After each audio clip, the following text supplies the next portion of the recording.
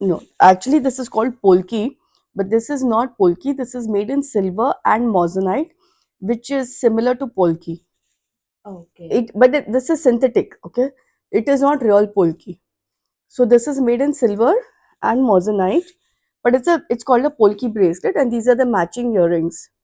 This is also in silver and moissanite, right? So this is cost effective, and because what happens is when you are redoing a polki from which is made in gold or silver, the minute you remove the polki, it breaks. So there is no resale value for polki. So it Okay. gets damaged eventually. Now this is another piece which I have. This is made in gold. This is made in 18 karat gold with moissanite. Can you make it apart that this is not polki and moissanite? You cannot, because it looks exactly the same. Look at the finish and look at the look of it. It's so gorgeous. So this is moissanite.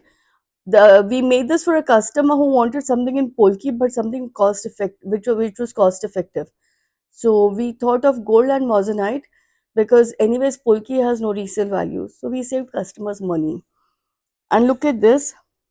Now this is gold with this is real polki.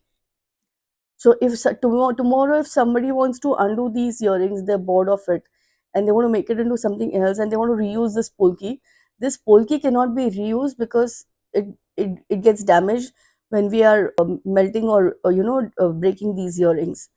So the polki gets wasted. But this is real polki. So I just wanted to show you the difference between moissanite, polki made in gold, and polki made in moissanite and silver. So this is the difference. So I would any day tell the customers not to make jewelry in real polki, because eventually you end up paying a huge price for polki, but eventually there's no resale.